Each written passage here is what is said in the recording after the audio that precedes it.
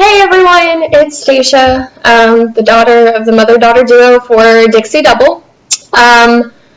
As I'm sure you've probably noticed, we went a day or two without posting a vlog. If you watched my mom's last vlog for our page, the one about family, you'll see that my brother had open heart surgery Thursday, which has been 2 days ago. It's Saturday now.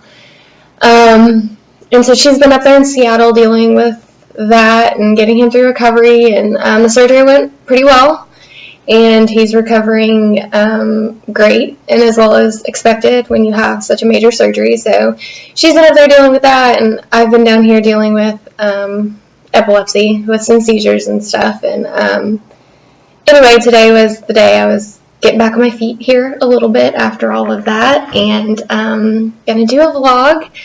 So on Facebook, I am a member of several mommy groups. I'm sure moms can relate that those can be good things or bad things. I kind of have a love-hate relationship with them just because sometimes you get really good advice and then sometimes it's just like an all-out war, because people have different opinions and we don't always express those the best way, I guess, online. So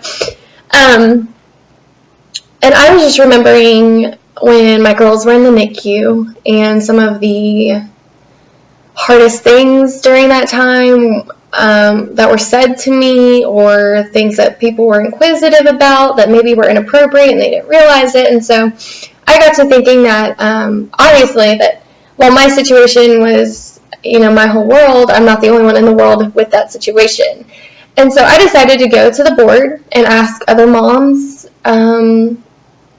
what the worst things or the things that made the most uncomfortable things that were said to them when they had a baby in the NICU, or maybe the most hurtful things, and from friends, family, strangers, whatever. Or, on the flip, if they have a family or friend who's had a baby in the NICU, maybe they've heard of some of the things that, have been asked that it came back to bite them, that really weren't good questions to ask.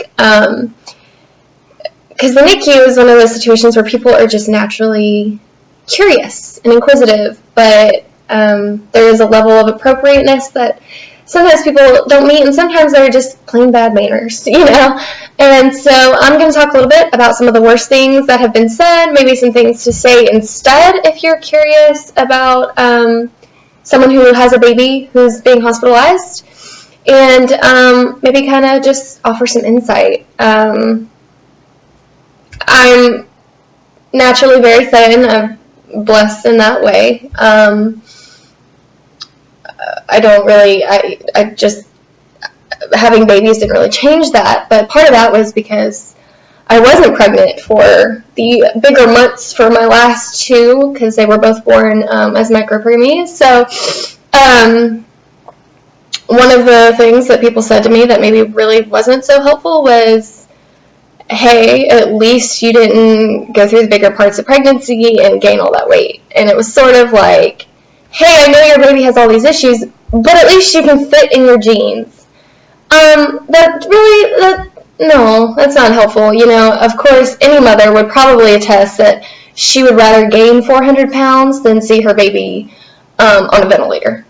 So maybe that's not, I think people, when they say things like that, they're trying to compliment, don't really know how. So, maybe that's something to avoid to say, because I understood people were trying to be nice and stuff, but it really didn't. It was sort of like, I'd rather be pregnant right now than skinny. That's ridiculous. No one would ever wish that their baby had health problems just so, they could fit back into their booty shorts, or their yoga pants. Like, no, that's not even.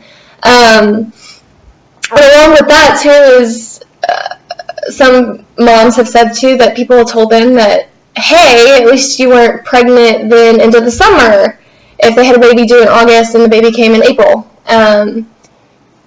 At least you're not pregnant for the hot months of summer. Again, mothers, obviously, we would rather suffer through being pregnant and hot and sweaty and swollen than have a baby with issues. And then another thing that kind of people have said, too, that was said on the blog or on the board was that they've had people tell them or say that when they're not at the NICU and they're home, at least they get to sleep through the night, and that they should take it as a blessing that they get more sleep than other moms of newborns. And again, we see that you're trying to compliment or trying to find the best of a situation, but again, it almost serves as a trigger or a reminder that we don't have our babies in the middle of the night. And one of the things I was even very vocal about when people did say that to me, because I had quite a few actually say that, trying to be nice. I know they were well-intentioned, but it was sort of like, I would rather be up every hour with a screaming newborn than be here alone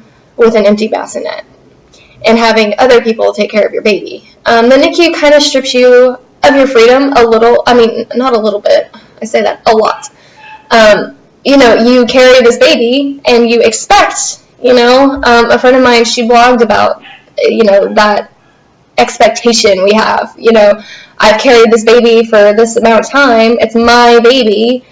I grew this child. I made this child. You expect to get to make the decisions for him. And the NICU kind of takes away that expectation or that right. And so, things like sleep and changing diapers and stuff, those are all things that you want. Even again, with Gentry and Zoe, when they were in there, the first time I was allowed to change their diaper, I had friends take pictures and videotape and stuff, because that was such a big deal. As her mother, I was not allowed to do, and you take it for granted, for sure.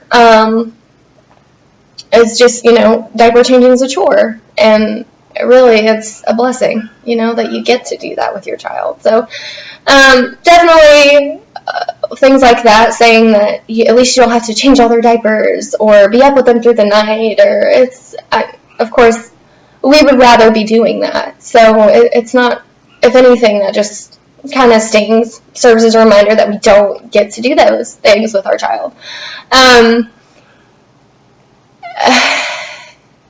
I also had Gentry and Zoe both came, they were both due in December, but they both came in August and September, respectively.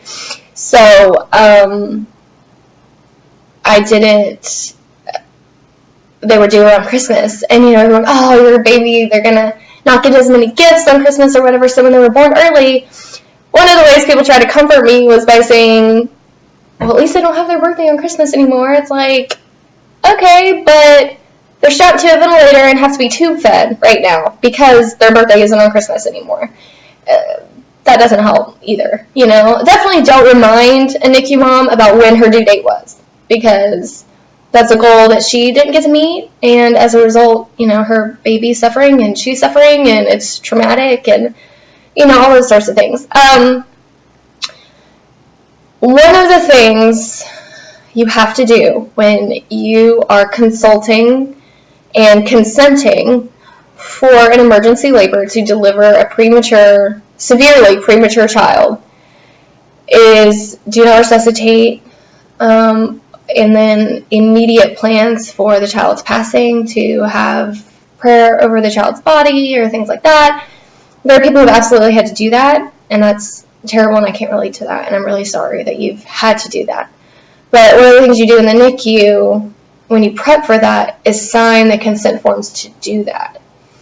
And sometimes that's knowledge. People know that that's something they had to do, and we had to determine certain family members that would get a call if something happened to me, or things like that. Pretty much they handed my husband and I a stack of paperwork that no spouse or parent should ever have to sign and think about and consent to and decide right then.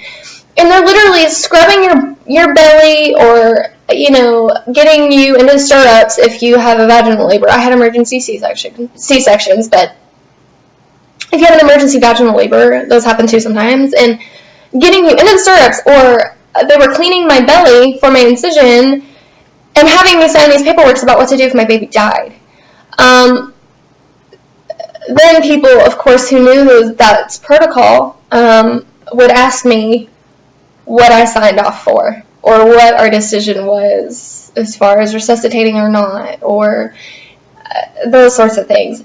Do not ever ask anyone who's had to sign those papers for their baby in the NICU what they had to decide if their child died. And then also validate that even though their child didn't die, they are still suffering a grief of some sort. I've blogged about this before. You can head over to my blog. It's tracytiaras.wordpress.com and click on the link to the NICU and grieving a living child, because the NICU, again, like I said, it does strip you of your freedoms, and you do grieve getting to do those things, getting to wake up with baby or change your diapers or whatever. So definitely one thing, when you're trying to be comforting, it also kind of unvalidates a woman who's suffering with this if you say, well, at least your baby's not dead. Sort of like, in my blog, I parallel that to saying that if you go to the emergency room with a broken arm, and the doctor comes in and says, well, I'm not going to treat you because the person next to you has 2 broken arms. And so since they're suffering more, we're going to take care of them and forget about you. And that's not fair or accurate. You still need help if you only have 1 broken arm. And even if your baby doesn't die in the NICU, you are still grieving in some way. You need to, if you know someone who's going through that in the NICU and you don't know what to say, don't risk saying something stupid or something that can hurt. Don't say anything. Just say, if you need to talk, I'm a listening ear. I don't know what you're going through, but I'll listen and I'll be here. And that's the best thing you can say, because then they know that they just have someone to vent to. I know that my friends, they were fantastic for me just to vent to. And sometimes I know they got 8-page long text messages from me, but they were there. And sometimes their only response was, I'm sorry. And that's all I needed. I just needed someone to talk to who validated that I was hurting and that I was struggling and that my child was struggling, but didn't say anything stupid on top of it.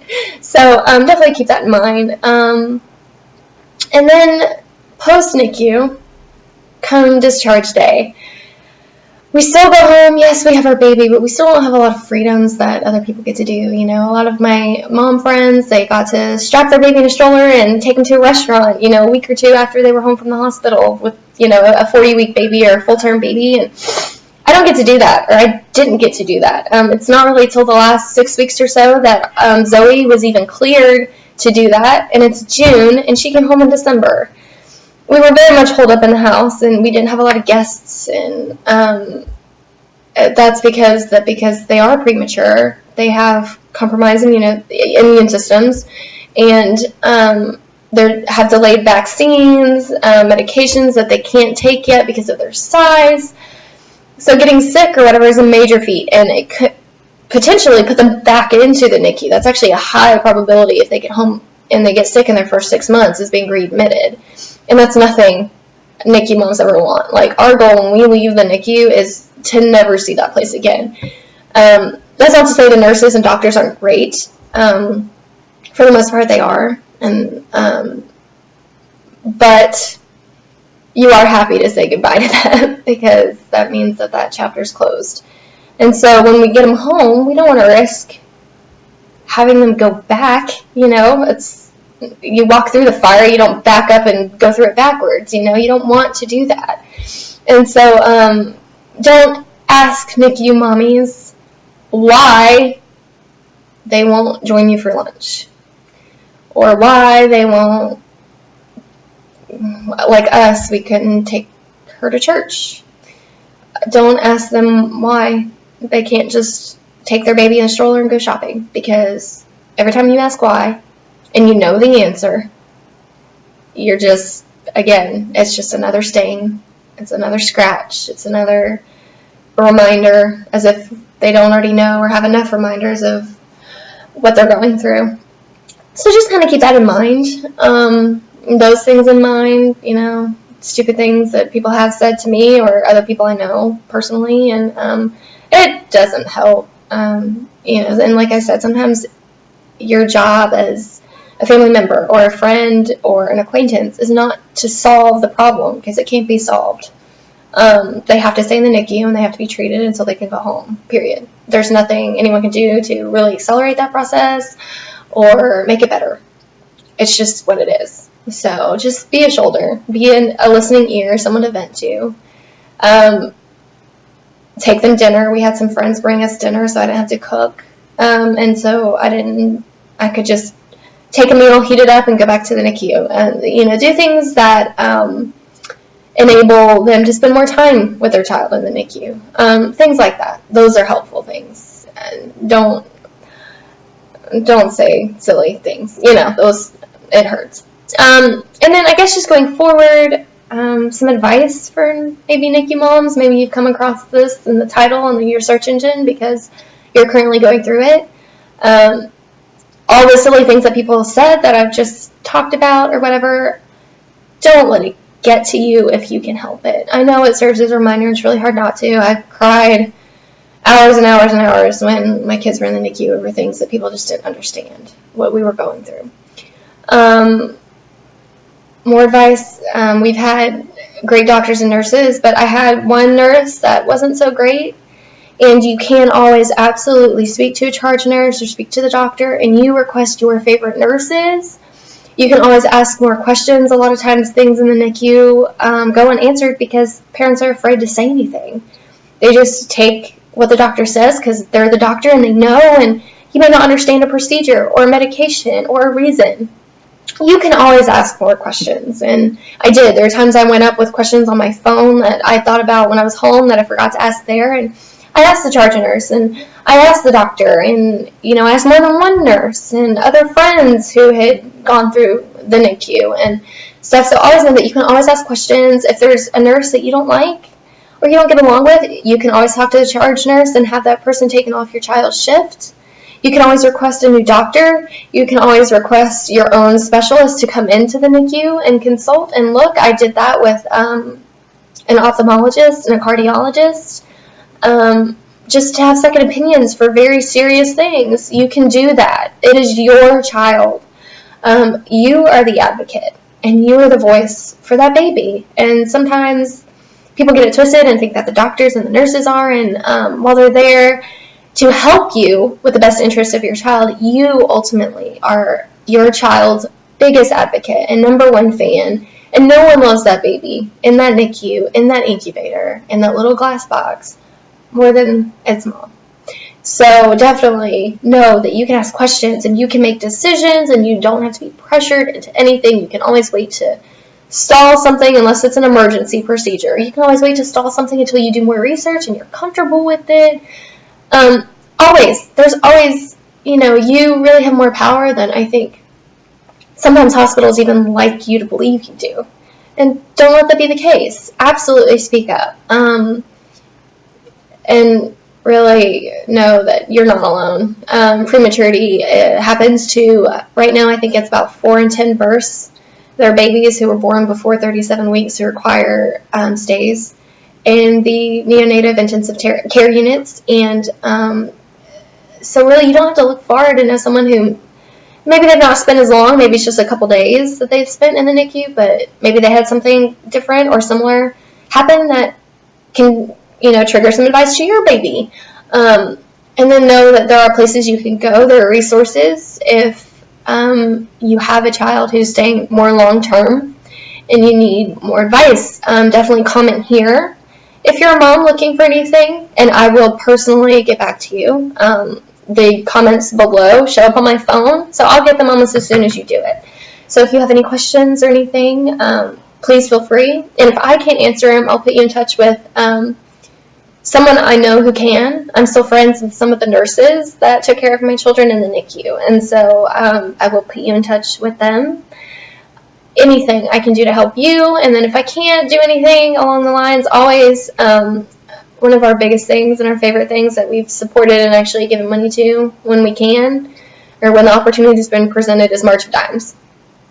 And we actually had someone run for Zoe in a March of Dimes marathon of sorts, or she ran a charity race and she donated the money on behalf of Zoe to March of Dimes. And March of Dimes is pretty much their goal is prematurity awareness and finding causes and cures for triggers for early labor and medications, and pretty much their whole foundation and their whole goal is to be advocates for premature children. And so if you can't find any advice here that you're looking for, you can definitely consult them. They have 1-800 numbers. They have a 24-hour hotline. Just go to their website and look there if this doesn't help, or if you can't get any help that is available to you. Sometimes that happens. So anyway, just kind of keep this in mind. Right now, today, the kids are all napping. My husband, he had to go put in a couple hours at work because I had several seizures this week, so he got off early, or he had to take off early to come take care of me while I recovered. And today I'm cooking a copycat recipe for the Zuppa Toscana Olive Garden soup. I'm hoping that goes well. If it does, next time I cook it, I'll vlog the recipe as I go. I'm waiting to see because, again, it's Isaiah's favorite when we go out, and so I'm hoping it's good and he likes it, and I'll let you know if it's any good. My mom should be hopping on here in a few days. As you can imagine, what she's doing right now is emotionally draining and tiring. So when she has time to vlog about being up there with my brother while he goes through all this, then she will. You'll hear about that soon. Definitely, whatever, if you're a praying person, we'd appreciate you sending your prayers to my brother. He's a very private person, so I'm not going to put his name on here right now. But just Stacia's brother or Deb's son, and God knows who you're talking about. So if you don't mind shooting one up to the big guy for my brother, we'd appreciate it. If you like this video, and if there's anything else about my experience with premature children and having premature babies, drop the comments and questions below, and if I get enough, I'll do a follow-up video. If you like it, please share it and subscribe. Again, if we get to 20 subscribers, Isaiah is going to do his stupid little dance that he does. He said he would do it if I got 20 subscribers, and I really want him to do that on video. So subscribe, share, and comment if you have any questions, and I'll get back to you. Anyway, I think that's it for this time, and I'll see you guys next time. Bye.